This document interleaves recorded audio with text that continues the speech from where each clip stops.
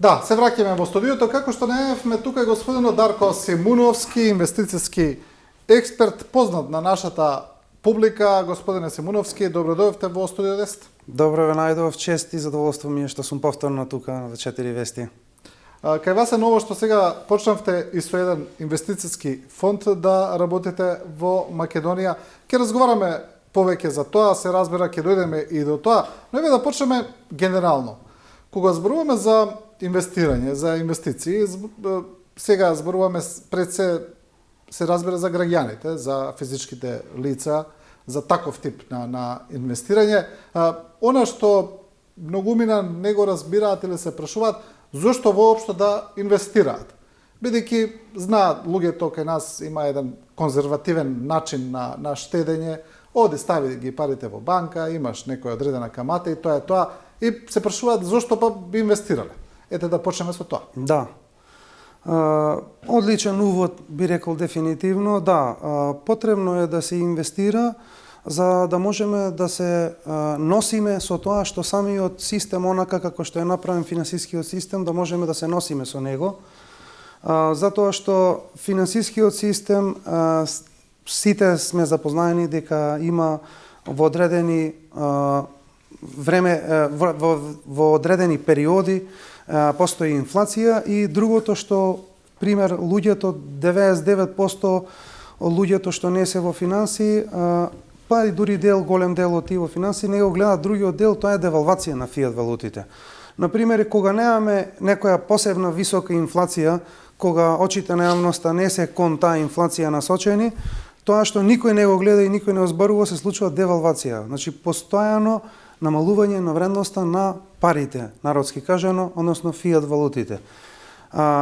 Има еден податок, ќе прекинам Кусо, еве спомнавте, прочитав скоро дека од кога е воведено еврото, 2000 и која година точно беше, до сега, дека е девалвирано околу 80% од тогашната вредност. И да.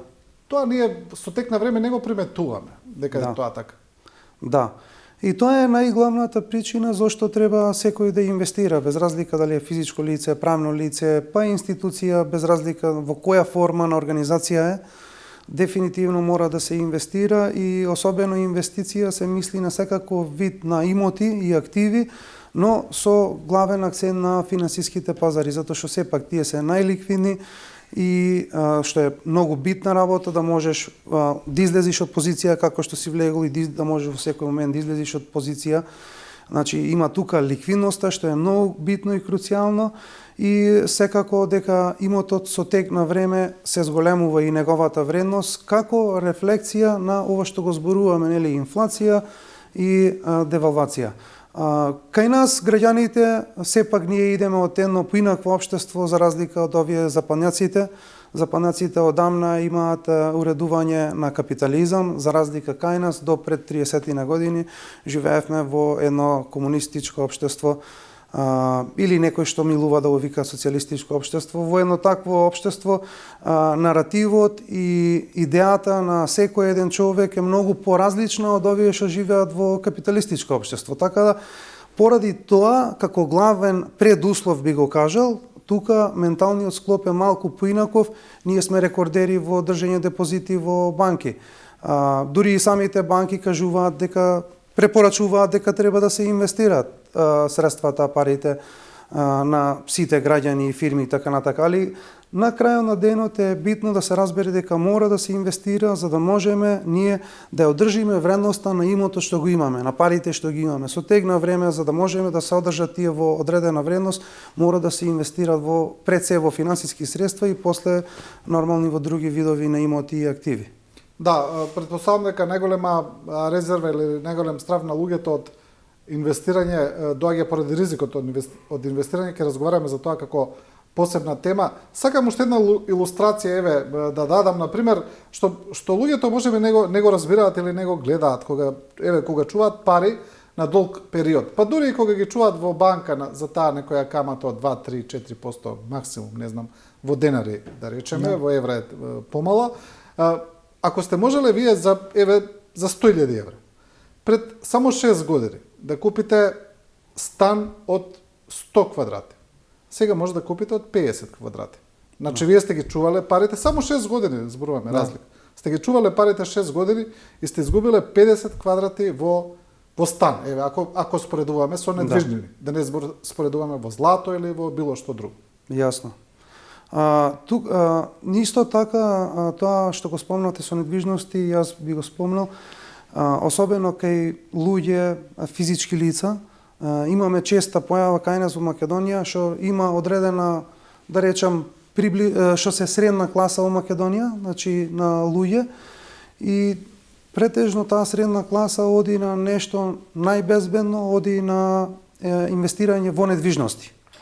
И тоа, кога го гледаш со цената, како што го кажа сега овој пример, тоа одлично звучи. Инвестирате, пример, хипотетички да речеме денес, 100.000 евра во некое мало станче, што нели пред неколку години, според примерот, може да биде многу поголем стан, и сега го купуваме тоа. После неколку години факт е дека тој недвижен имот, цената ќе оди нагоре, особено на станови тука кај нас во Македонија, па и на Балканот.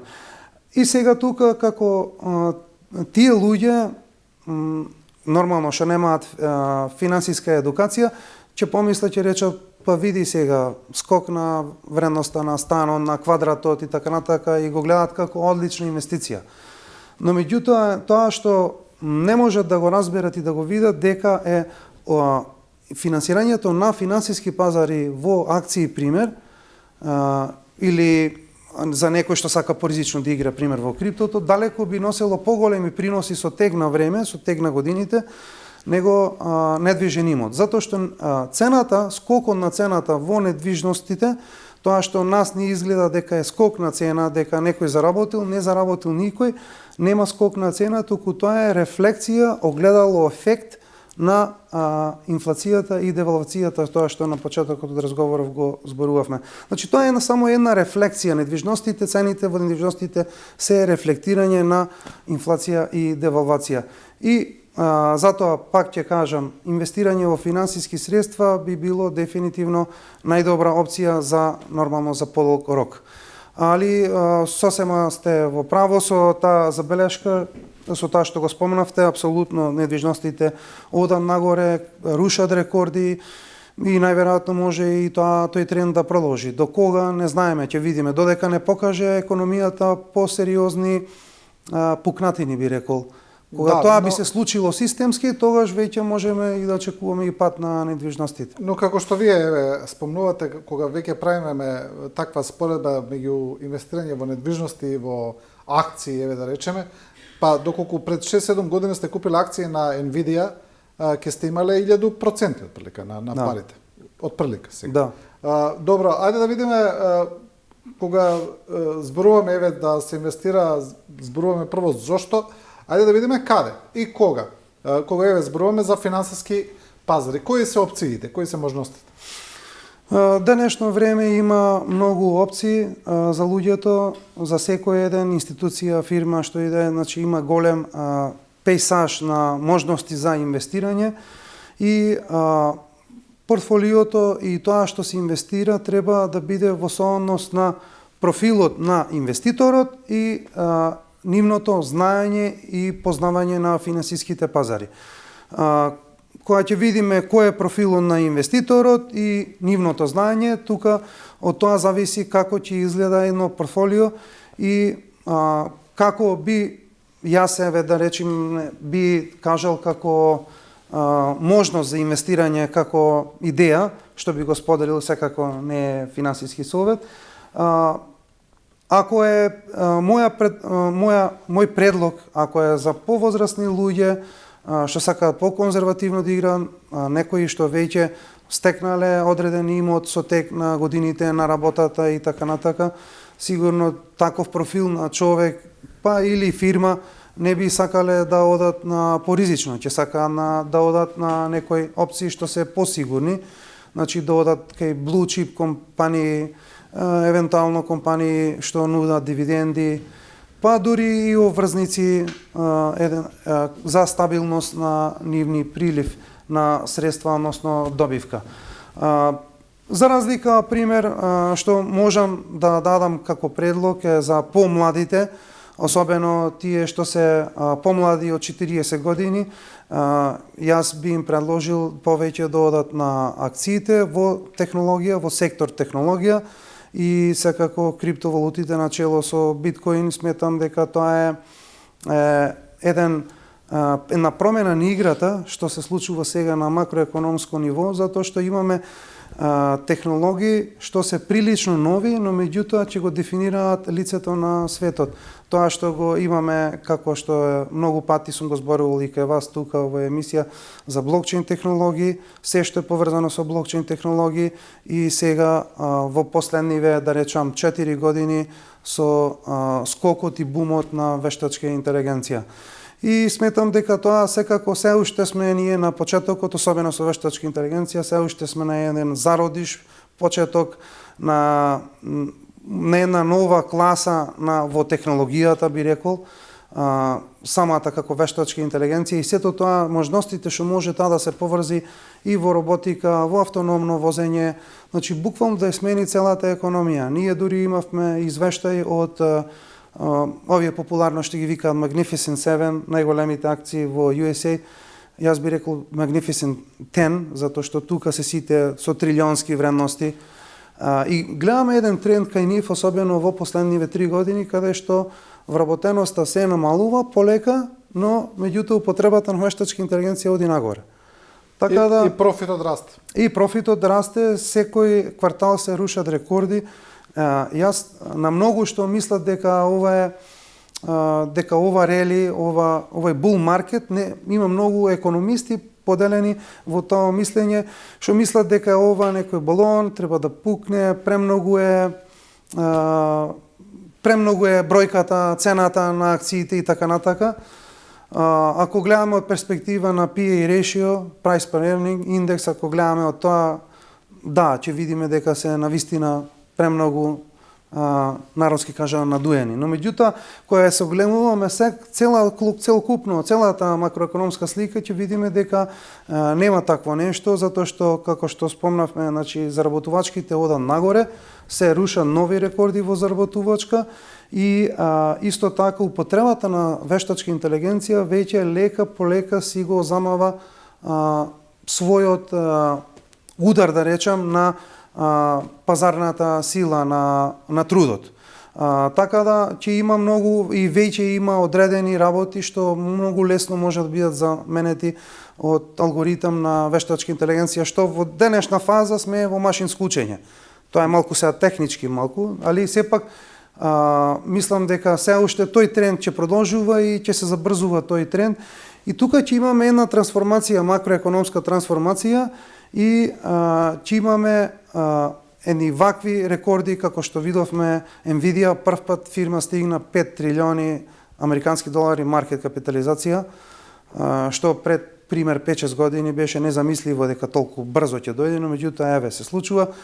Како што пред 2 години кај вас кога беше биткоин околу 15.000, зборувавме, јас кажав уште тогаш дека во наредните 2 години може да престигне, да премине преку 100.000 долари, па еве стигнавме до 126.000 долари. Така да тие работи не се случајни.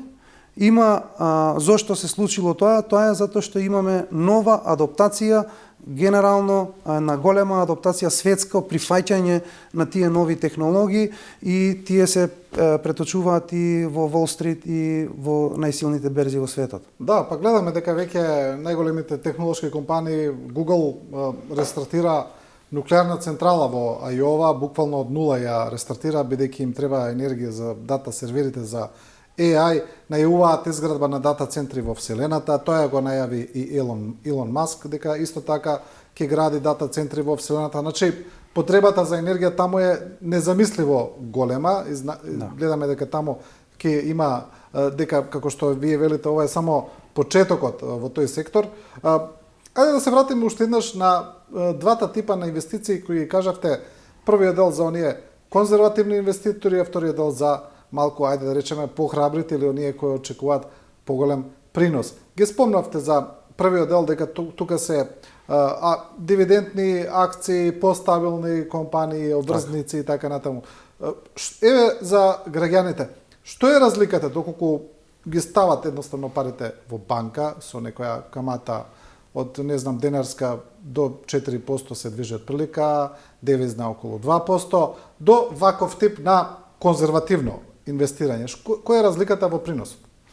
Да, јас се уште сметам, секоја што сум го кажувал и многу пати јавно, дека било каква заштеда е недоходовна. Сметам дека треба да се пласираат средствата, парите што ги имаат, без разлика дали фирми и граѓани.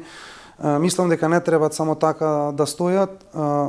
Парите треба да се движат, треба да се инвестираат и, како што кажа, во зависност на самиот профил на потенцијалниот инвеститор, каде треба да ги пренасочи тие средства. Така да има опции доста. Исто од опциите се фондови, инвестициски фондови, затоа што, еве пример конкретно во Македонија, има доста поволности, има донесен е закон од пред не знам колку години, од прилика, мислам дека беше 23-та или можеби порано, не знам, тие што се правници знаат подобро. Имаше закон што ако физичко лице инвестира во македонска берза или во фондови што се во Македонија инвестициски фондови, има поволности да државата нуди поволности каде што не мора да се плаќа данок на капитална добивка. И такви поволности има, постојат. Исто така кај нас данокот од 10% за фирми во споредба со Европа е многу пониско. И исто така ние имаме можности, истите можности кои сите што на западот ги имаат. Може секој секаде да инвестира кај сака.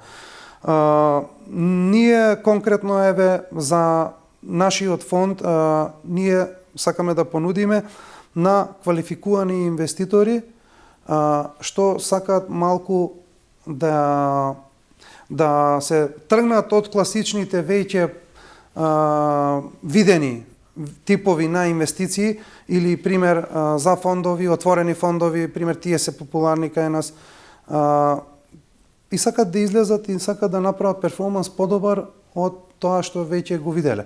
Затоа што тие фондови се отворени, нивниот принос е од 3 до 6%, голем дел од квалификувани инвеститори сакаат да имаат и друга можност и ние со нашиот фонд исто поради тоа го отворивме на овој начин како што го направивме, за да има можност за таков тип на инвеститори да има можност во различен тип на фонд да инвестираат.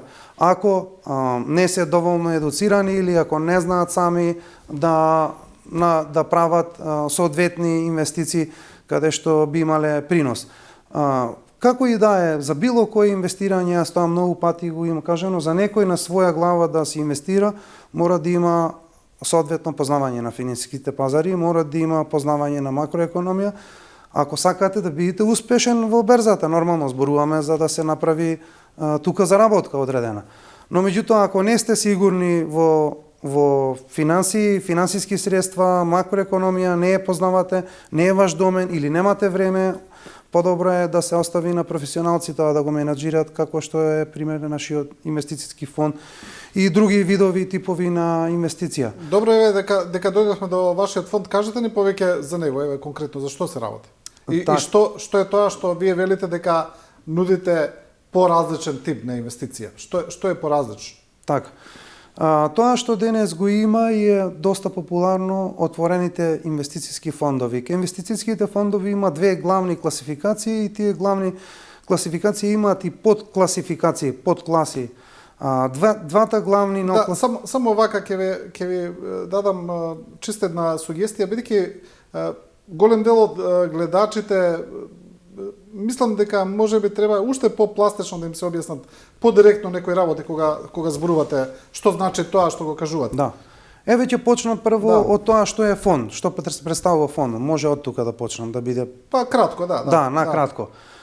Инвестициски фонд представува еден кош на средства од различни инвеститори што ги ставаат своите пари во тој кош на средства и одредено друштво ги тргува во нивно име. Значи како ние што правиме, како што има други фондови. Вие како граѓани ставате 100.000 денари, карикирам, Да. и потоа фондот за нив тие пари ги инвестира. Ги менаџира, точно така, да.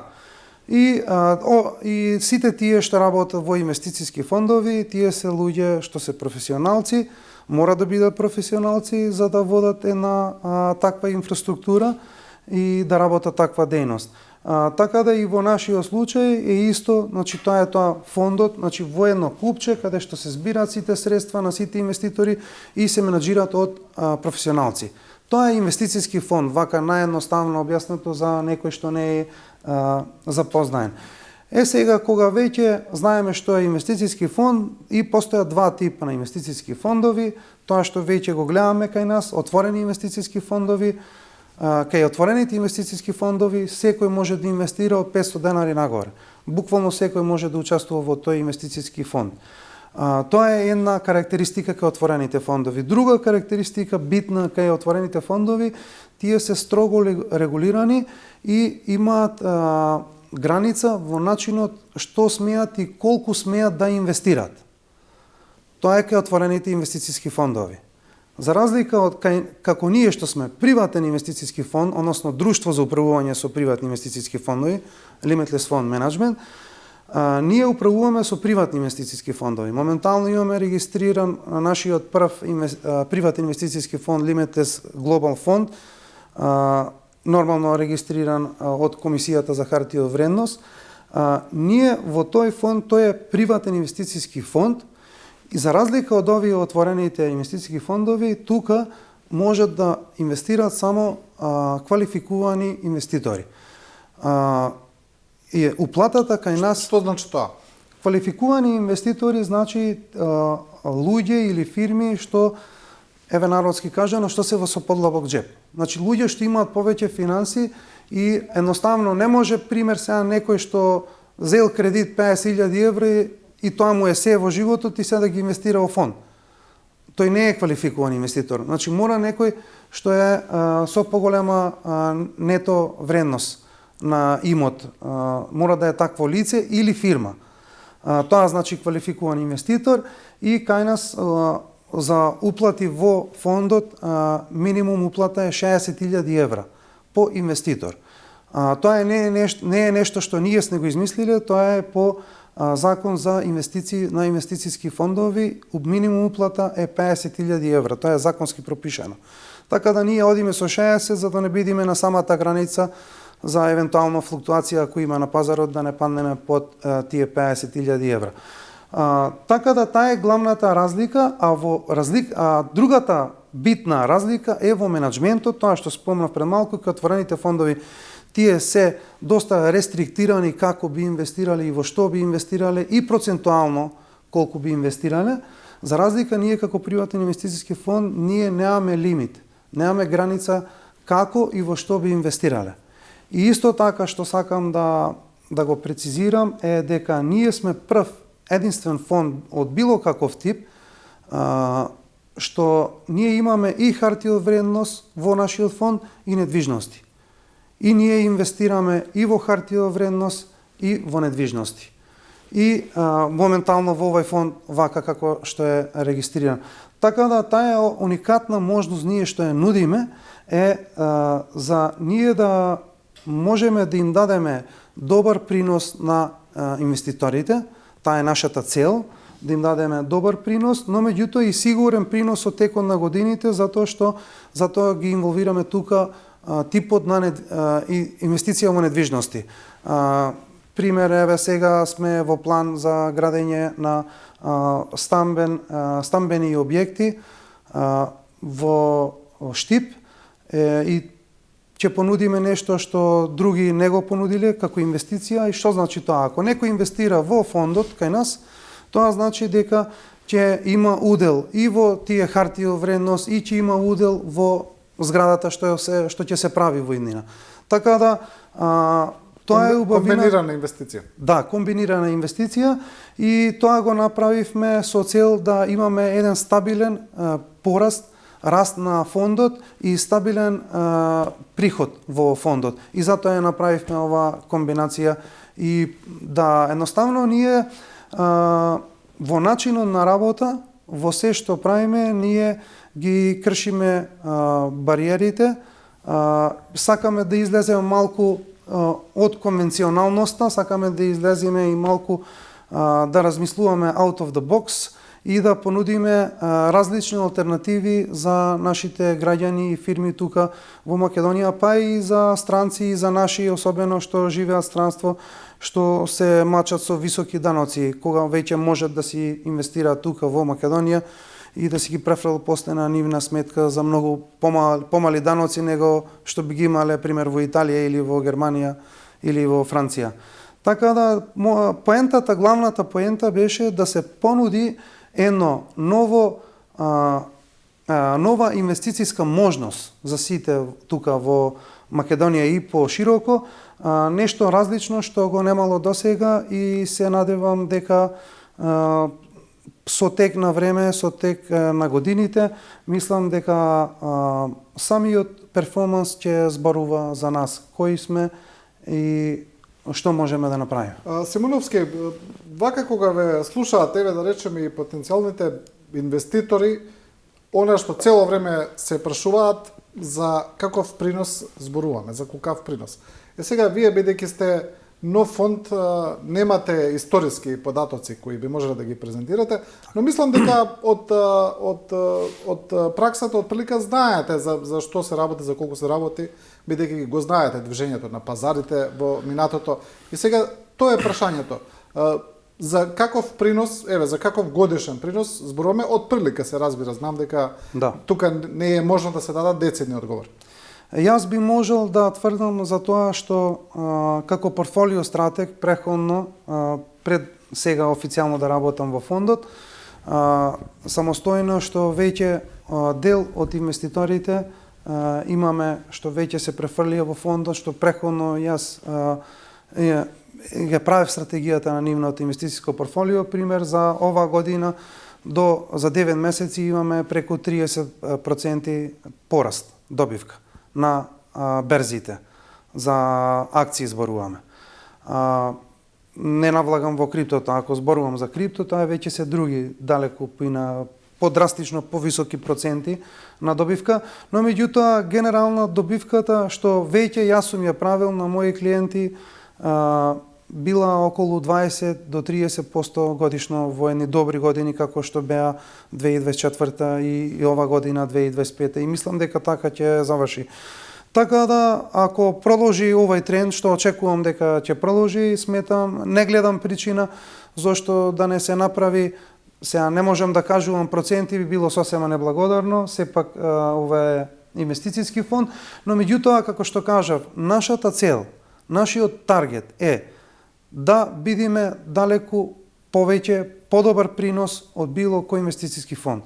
Тоа е нашиот таргет, тоа е нашата цел.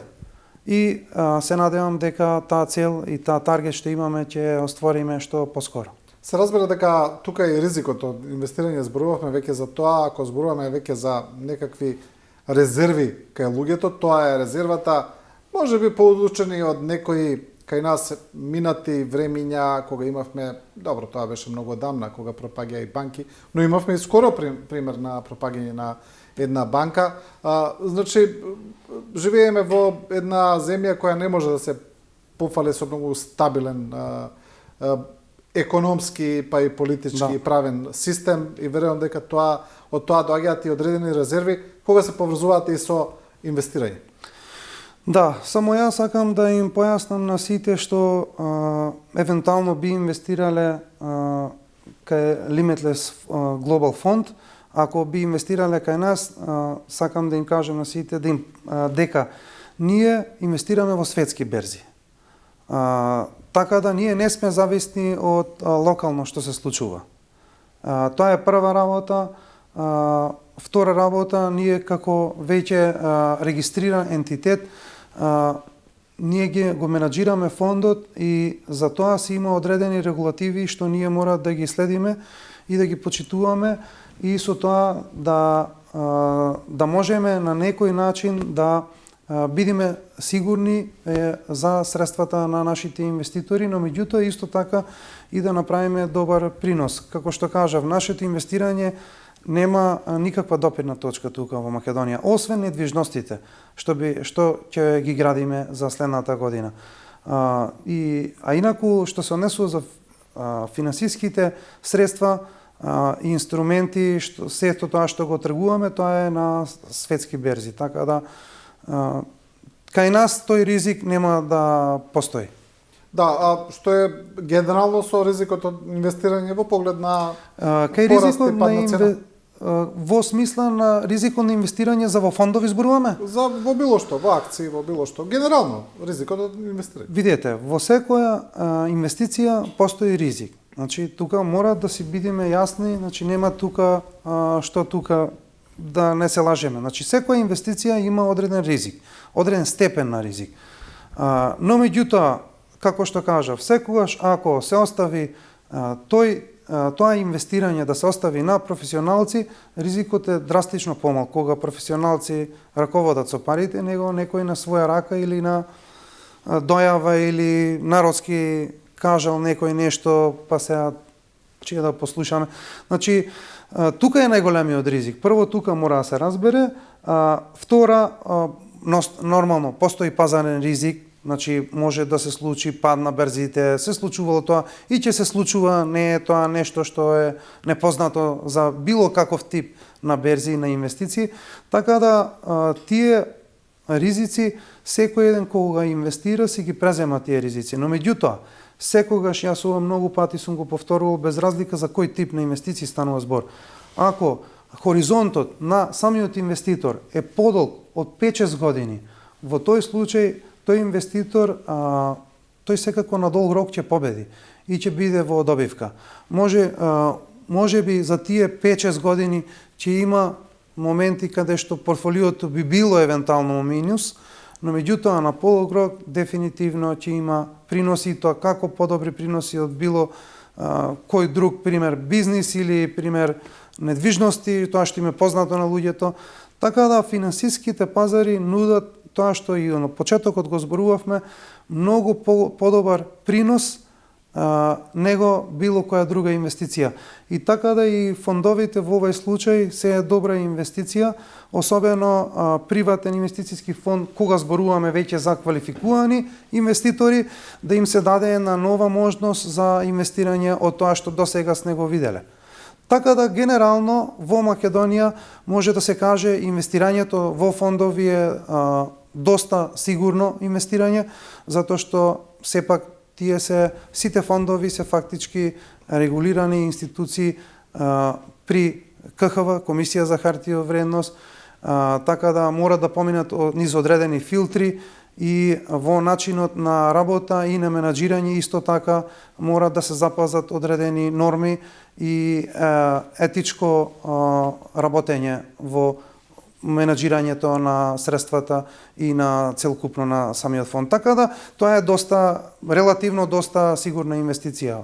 Па да, вие кога зборувате, го споменавте ова инвестирање на долг рок како побезбедно, да речеме најголеми флуктуации или најголеми падови на берзите имало за тие големи светски кризи кои се случувале.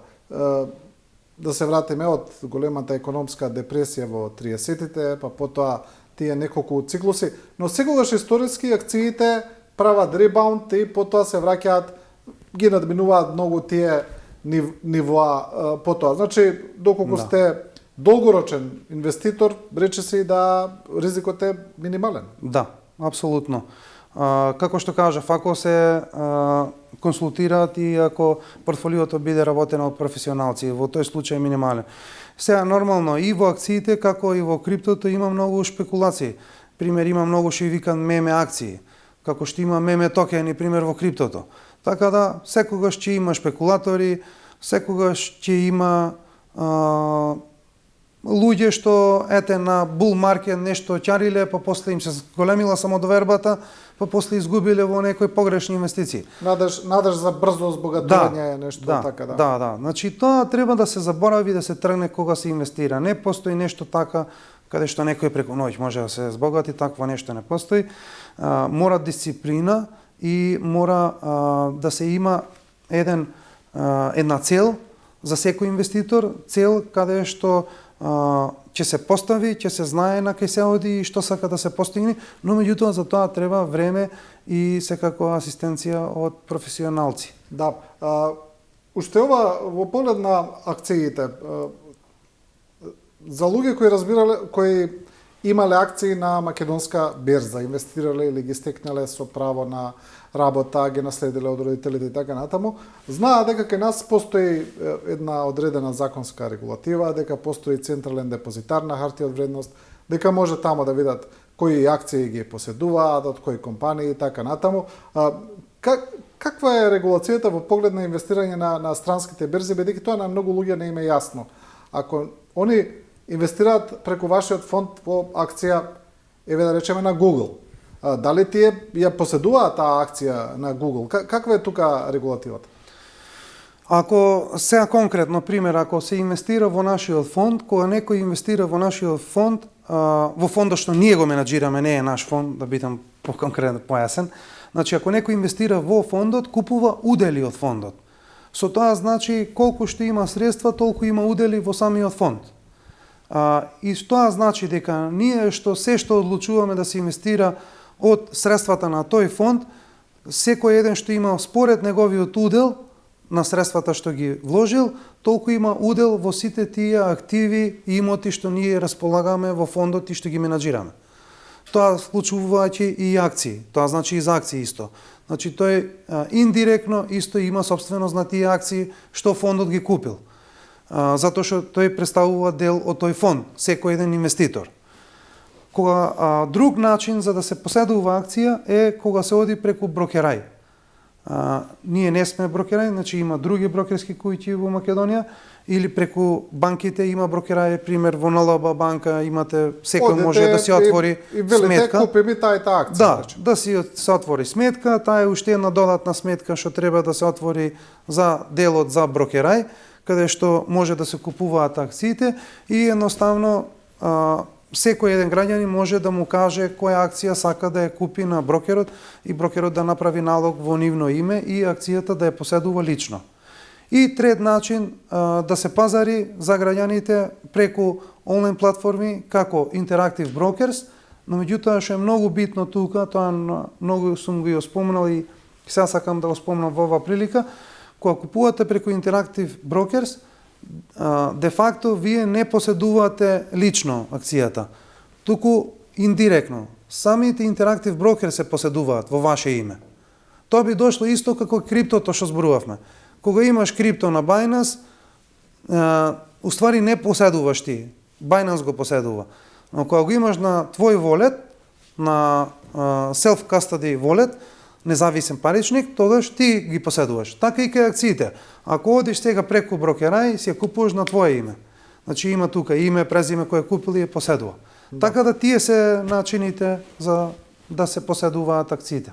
Да, спомнавме пред малку, спомнавте вие за данокот. Знаеме дека кај нас данокот на добивка од купопродажба на акции, дека законските одредби велат дека не плаќате данок доколку акцијата ја поседувате во рок од 2 години.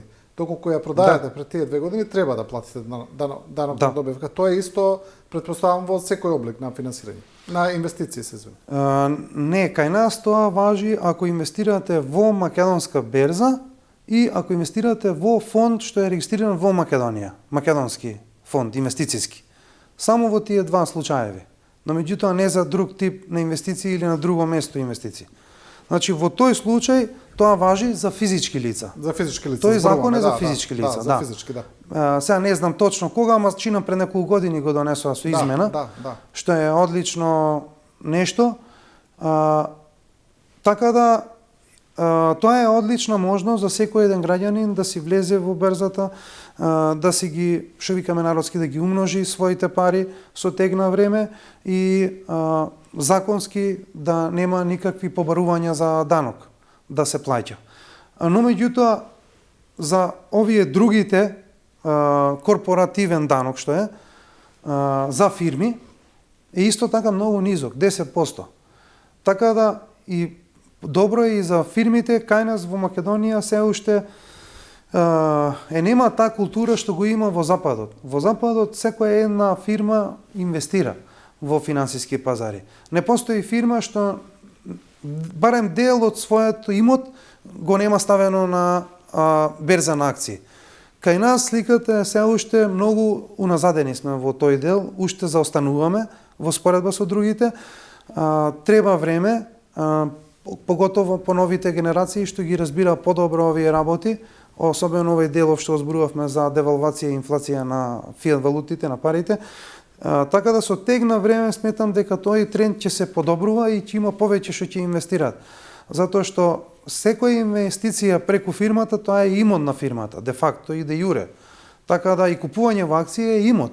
Не мора да значи дека, пошто кај нас се уште, како што кажавме, се уште го немаме таа култура на инвестирање. Се уште во помали рамки за разлика од западните земји и треба време за тоа. Но меѓутоа треба да го согледаат тоа и што поскоро треба да се вклучат сите во финансиските пазари. Да не зборуваме за Норвешка, кој има суверен инвестициски фонд државен во кој има буквално трилиони долари и кои само им растат. И буквално онака народски кажано не знаат што да прават со парите. Да. Јас имав и тоа е пример за тоа како држава инвестира. Да. Тоа е одлична работа што е пран Норвешка, Саудиска Арабија, УАЕ, има уште неколку држави, САД и така натака што веќе го прават. Јас одамна повикував за тука во Македонија, но меѓутоа се уште гледам уште нема издаа разбирање, можеби. Одамна јас повикував дека треба злато, сребро и биткоин начело да бидат како еден наш фонд, во на Македонија зборувам, како суверен фонд, како што го спомнавте тој на Норвешка. И то тие одат толку подалеку што тие буквално оперираат како еден инвестициски фонд. На тој начин има дошта технолошки акции што ги селектирале во нивниот суверен фонд на државата. Така да треба тоа, мислам дека тоа исто така тој тренд ќе го гледаме се почесто во повеќе држави. И ќе се случи и тука во Македонија, но меѓутоа обично во Македонија тенденцијата е дека заостануваме во се, така да и во тоа ќе заостанеме, но меѓутоа ќе дојде моментот каде што и ние ќе го имаме тоа. Затоа што се оди кон тоа и самите услови на макроекономијата и онака како што е економијата, особено во оваа ситуација, мора да се инвестира. Затоа што да не заборавиме дека најголемата економија во свет е преку 110% задолжена. Зборувам за САД. 34 трилиони американски долари долг. Исто така, Јапонија, што никој не зборува за неа, и сметам, моје мислење и прогноза е дека следната криза што би се случила, мислам дека има шанси големи се случи од Јапонија. Нешто како што се случи во 80-тите. Јапонија има 270% долг према од БДП. Тоа е нешто невидено во историјата на макроекономија. Досега никој тоа не го видел и уште многу економисти има спротивставени ставови што би се случило во ситуација кога тој мејур ќе пукне. Тоа е мејур. Кај што имаме 270% од БДП задолженост. Исто така мејурот се прелева лека по лека и во ЕУ. Имаме 135% задолженост на Италија, преку 110% задолженост на Франција. Европска зона е скоро 100% должна на БДП. Значи, тие се опасни бројки и што треба да се случи макроекономски? Мора самата држава што има толков долг, мора да го зголеми продукцијата и мора да го зголеми својот БДП со тоа што ќе дава, нели, во инјектирање во самата економија, во фирми и така натака, за економијата да расте, за да може да се сервисира долгот. А економијата не расте, долгот ќе не може да се сервисира. Да. Тоа што го прави сега пример Трамп, затоа Трамп ги прави некои нелогични работи што изгледа нелогично, меѓутоа Трамп тоа што прави е спасува империјата во реално време. И затоа сака тој приватниот сектор го поддржува максимално, се донесоа доста регулативи во тој поглед. Во Америка бирократијата е на минимално ниво, за разлика од ЕУ, каде што имаме голема бирократија за бизнисот да цвета, така да ние сега генерално сме дојдени во ситуација каде што економиите морат да растат. Ако не растат, ќе не може да ги сервисираат долговите. А за да растат, мора да се инвестира покрај инjектирање во самите фирми, давање на услови подобри за економијата доди нагоре, но меѓутоа тоа важи и за финансиските пазари. Мора тука да се инjектираат пари исто тука. Еве сега сме во ситуација пред квантативно олеснување, ќе почне и тоа од јануари, така да сметам дека берзите допрва ќе рушат рекорди, особено во САД. Да. Особено во САД. И затоа сакав ова што спомнав, сакав да ги поврзам тие работи како се едноставно сите во едно поврзани и како зависат една од друга. Да, еве имаме уште 5-6 минути до крајот на емисијата да спомнеме нешто за криптото. Дали мислите дека некако стивна малку таа еуфорија околу криптото? Дали така не се чини или не е баш така? Еуфоријата дефинитивно е стивната, еуфоријата, луѓето што ја има, луѓето генерално реагираат онако на сентимент. И ако гледаме што популарно на англиски се вика ритейл, лицата што инвестираат, обично тие ги следат трендовите и нормално, не се тие што ги креираат трендовите. Но меѓутоа што сакам со ова да кажам, дека луѓето сентиментот многу лесно можат и да го сменат и да од ова што е сега моментално негативен сентимент, затоа моментално стагнираме со цената, имаше исто така некои поголеми чувари на биткоини што продадоа некои фирми. Така да ова беше нормално, затоа што да подсетиме на 6 октомври, чинам дека имавме рекорд од $126,000. Така да ова беше сосема природно дека ќе има корекција. Не може да оди до недоглед само нагоре. Пребрзо порасна. Да, пребрзо порасна и сега нормално е корекција, нормално е дека има веќе доста сериозно големи инволвирани страни во купување на биткоини, особено зборувам за институции и за правни лица, тие веќе онив дел сакаат да се излезат со профит, затоа што влегле на време. Уште кога излезе почетокот на ETF и пред некој има и пред ETF да излезе. Значи тоа зборуваме за пред $40,000 да беше цената, така да тие имат повеќе од дуплирано тука и нормално дека сакаат да си профитираат. И сега нормално дека идеме во една таква ситуација, но сметам дека сентиментот во криптоиндустријата ќе се промени, ќе биде на позитивно, можеби крајов на ова година, може во криптото, вие добро знаете дека може се да се случи, може сентиментот да се смени во рок од неколку денови. Може сега да има некој нов купувач, што ќе крени цената, ќе вивне на биткоин на нови рекорди, другите помали криптовалути да следат и после сентиментот да биде позитивен. Или Трамп ќе каже нешто, ќе даде некоја изјава и веднаш реагираат пазарите. Да, јас тоа што го гледам, мене не ме интересира сентимент, мене ме интересира прво технологијата. Технологијата е навистина пред своето време. Се уште треба време да дојде до една глобална светска адаптација, али одиме многу брзо кон тоа, се движиме кон тоа, одиме. Институционална прифатливост веќе има, веќе институции префрлуваат обврзници на Ethereum блокчейн и на други блокчейн мрежи. Веќе се случува и во најава има и веќе дојдоа неколку криптовалути, ги имаме ETF. Моментално имаме Litecoin ETF, имаме Solana ETF, Hedera Hashgraph имаме ETF. И очекуваме, јас очекувам барем уште 5-6 различни криптовалути што ќе имаат свој ETF. Така да тука со тој дел веќе јас би рекол дека влагаме во каде што веќе од останатите криптовалути, за биткоин веќе да направиме муабет, тој биткоин е веќе реномирана финансиско средство и тоа е доста добар дел е држан од институции, така да сметам дека само небото е граница за биткоин, не гледам причина зошто би било поинаку, но меѓутоа овде кај што идеме ситуација каде што другите криптовалути што досега беа како подсмев, несигурни инвестиции и така натака, сега веќе ќе гледаме, ќе бидиме сведоци каде што идеме во ситуација каде што самите институции ќе влагаат во овие други криптовалути и со тоа има шанси големи да се отклучи супер циклусот на криптовалутите. Ако такво нешто се случи, ќе видиме навистина рекорди големи што никој не ни ги предпоставувал. Сега прашање на време, кога тој суперциклус би почнал? Што би значило тоа суперциклус?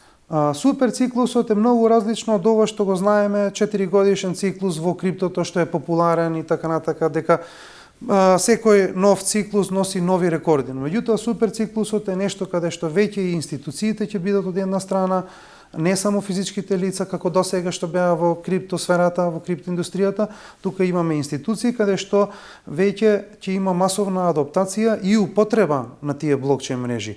И тоа суперциклусот значи дека таквото движење на цената на самиот криптопазар ќе се продолжи. Нема да биде 4 години, туку додека не се случи таа светска адаптација. Може да трае и 10 години. Значи, тоа е различното тука и да се видат некои навистина многу големи високи рекорди што никогаш не сме виделе. Тоа се случи со биткоин и го видовме во неговата цена и таа е сега ќе одиме во ситуација каде што биткоин постепено ќе си се накачува и ќе оди нагоре со тег на време.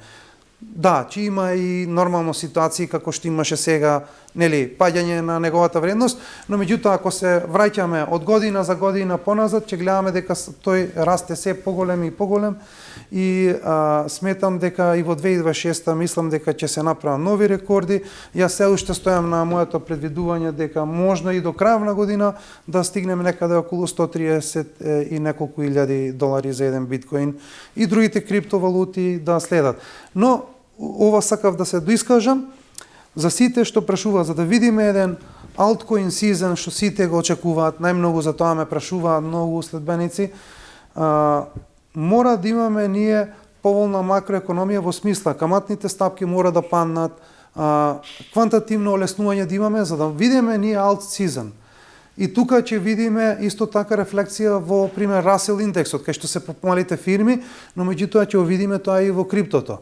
Така да макроекономијата е тесно поврзана со сите финансиски пазари, вклучувајќи и криптото. И сметам дека уште има простор за растење. Да. Добро, Симуновски, до сега предвидувањата што ги дававте во изминатите емисии обично излегуваа точни. Ќе видиме и за ова, ќе видиме како ќе биде. Ви благодарам за ова интервју. Ми беше чест. Благодарам.